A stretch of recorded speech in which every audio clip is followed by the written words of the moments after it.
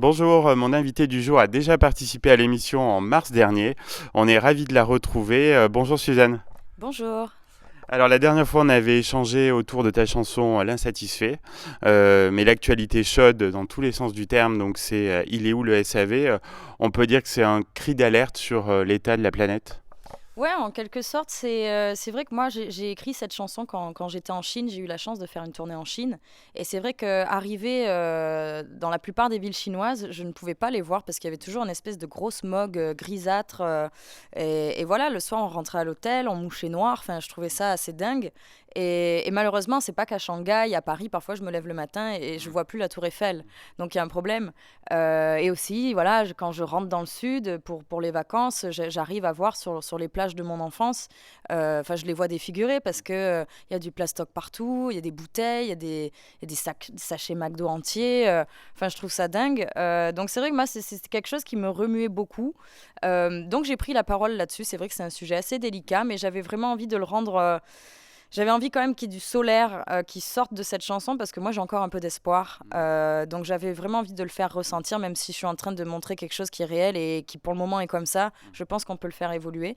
Donc voilà, j'ai partagé cette chanson Il est où le SAV avec Temetan, un artiste belge que j'ai rencontré justement sur cette tournée en Chine. On a été choqués par les mêmes choses. Je sais qu'il est très engagé aussi dans ce message-là. Donc voilà, c'est trop cool. Là, je viens de sortir le clip que j'ai tourné au Sénégal. Et j'ai l'impression que c'est un message qui tourne et qui n'est pas important que pour moi. Hmm. Donc je suis ultra heureuse de l'apprendre. Et tu parles d'espoir, justement, est-ce que tu trouves pas qu'il y a une prise de conscience là ces derniers mois? On sent que la question revient beaucoup plus dans les médias notamment. Bah, je pense qu'il y a 10 ans, on pouvait encore avoir la personne qui dit il y a un gros problème au niveau voilà, du réchauffement climatique, de l'état de la planète. Et puis il y avait encore des gens qui arrivaient à dire, à être dans le déni, en fait, à dire oh, mais non, mais c'est pas vrai, et puis Il y en t'abuses. a encore, hein. Et malheureusement, il y en a encore, mais je pense qu'on est quand même dans une époque où un peu moins. Hmm. La personne qui dit que c'est pas vrai, Hmm. mine de rien, les médias commencent à nous montrer la réalité, et même en tant que citoyens, nous, on le voit autour de nous. Je veux dire, on n'a pas besoin d'avoir des médias qui nous montrent que c'est sale partout, quoi, en France et ailleurs, et que les déchets arrivent un petit peu partout, aux quatre coins du globe, et qui s'installent et qui prospèrent, et que nous, on risque de ne pas prospérer, par contre. Donc, je pense qu'on est dans une ère où on n'est pas forcément engagé. Moi, pour moi, on est concerné en fait. Donc j'espère que de plus en plus de gens auront de l'espoir et pourront se dire qu'ils servent à quelque chose parce que je pense que c'est chacun à notre échelle. Les gens ont tendance à dire ouais mais moi à mon petit niveau je ne peux rien faire. Oui c'est vrai, il faut que le gouvernement nous aide, il faut que les industriels nous aident, mais je pense que nous en tant que consommateurs on peut déjà faire bouger les choses. Tu parlais du clip tout à l'heure, il fallait un clip un peu choc, donc tourné au Sénégal pour montrer la réalité des déchets. Ça a été facile à avoir les accords nécessaires pour tourner ce clip. Ah non, ça a été un parcours du combattant dans le sens où voilà, moi j'avais vraiment envie avec Grégory Aurel, le réalisateur, c'était une envie commune de montrer un vrai décor naturel. Donc on n'avait pas envie de prendre un fond vert et de mettre des déchets alors que malheureusement il y en a des décors comme ça, il y en a partout dans le monde.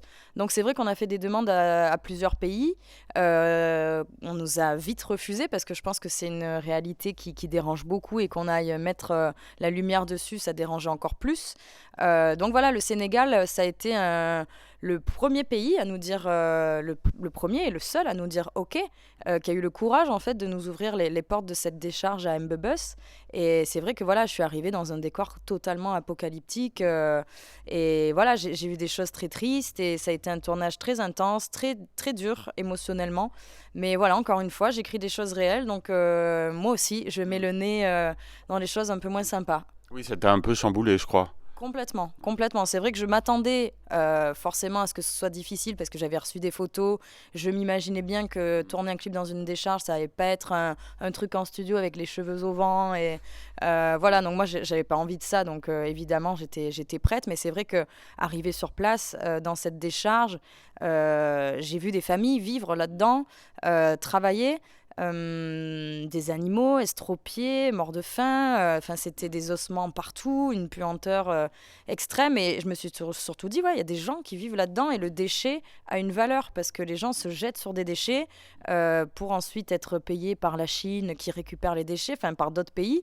Et voilà, il y a des gens malheureusement dans la misère qui attrapent des maladies tous les jours dans cette décharge. Donc voilà, moi, ça m'a chamboulé. Et c'est vrai que j'ai mis en place un numéro du SAV qui, justement, inclut un lien vers une asso pour cette décharge, pour aider cette décharge et les gens qui y habitent.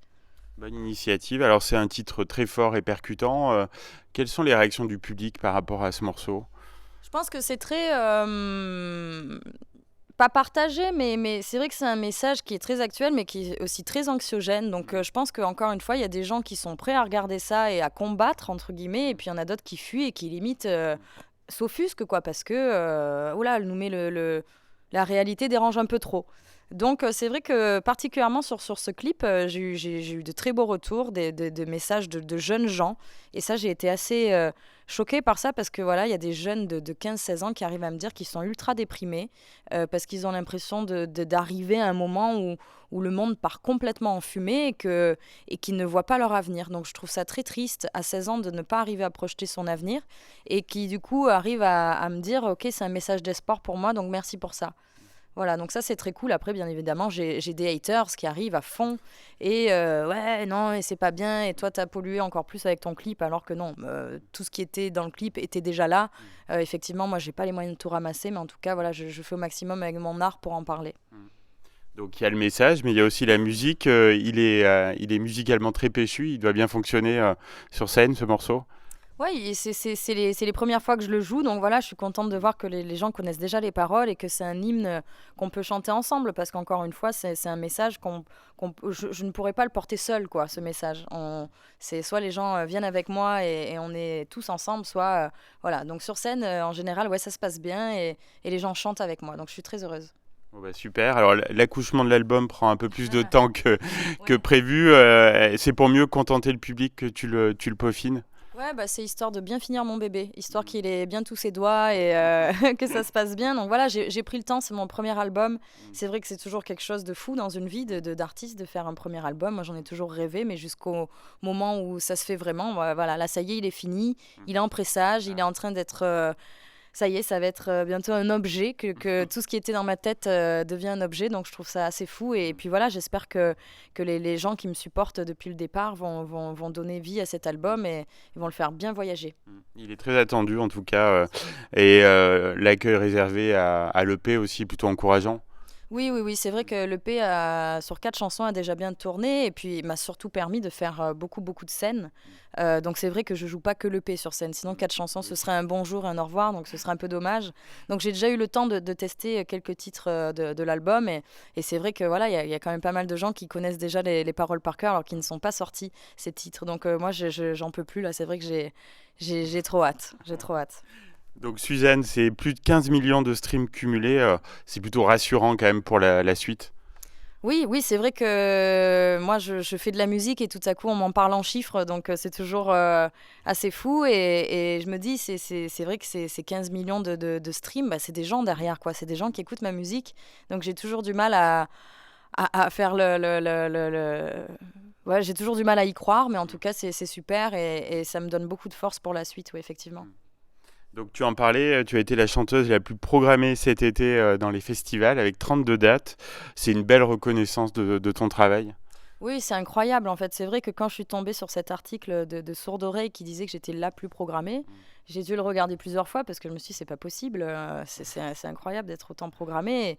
Et c'est vrai que j'ai vécu voilà, un été, je pense, le plus bel été de ma vie. Très fatigant aussi, mais en même temps, c'est vrai que j'ai rencontré beaucoup de gens, que j'ai pu partager ces chansons, que j'ai reçu beaucoup d'énergie, beaucoup d'ondes positives. Et c'est aussi la confiance des programmateurs, quoi. Voilà, à mon niveau, je démarre à peine. Et puis les gens sont intrigués, donc c'est plutôt bon signe. C'est la première fois que je crois que tu viens au festival, donc c'est ma fort en chanson. Quelles sont tes impressions alors? C'est un festival chouette. Alors, c'est vrai que j'ai pas eu le temps de tout tester encore, donc je pourrais vous dire après la scène. Mais en tout cas, voilà, un très bel accueil. La scène est très singulière, je trouve ça marrant. Je trouve que cette salle, on dirait une espèce d'ancien cinéma. Je trouve ça très graphique et très joli. Donc voilà, j'ai hâte de voir les gens installés dans ces fauteuils ce soir et j'espère qu'ils vont un petit peu se lever pour qu'on puisse danser un petit peu ensemble. Donc voilà, très heureuse d'être ici. C'est la première fois, donc en général, les premières fois, ça porte chance. Ouais. Donc voilà, c'est cool.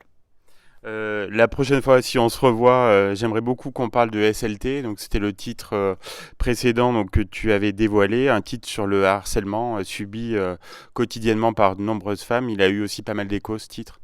Oui, c'est vrai que ce titre a eu pas mal d'écho aussi. J'en suis très contente parce que c'est vrai que c'était un message qui était important. Pour moi, je pense que j'aurais écrit dans tous les cas sur ce sujet, mais c'est vrai qu'il y a 3-4 ans, j'étais serveuse encore. Il y a eu ce mouvement de MeToo qui prenait beaucoup, beaucoup d'ampleur.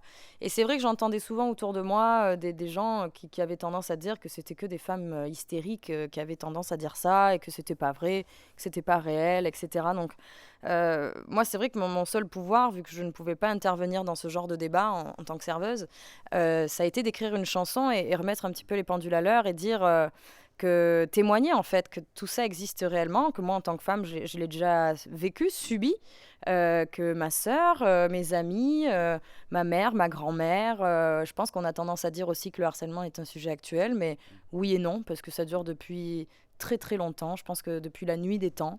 Sauf que la parole se libère maintenant. Exactement, en fait, c'est pas qu'il y a plus d'hystérie qu'avant, hein, c'est juste que les femmes prennent enfin la parole parce que on n'en peut plus, quoi. On est dans une ère où on peut plus ne pas en parler, en fait, et éduquer nos filles comme ça aussi, à leur dire, en gros, bah, va falloir s'adapter à ça. Non, on s'adapte plus, on a décidé de ne plus s'adapter. Donc, en tout cas, moi, personnellement, je ne m'adapte plus du tout à ça.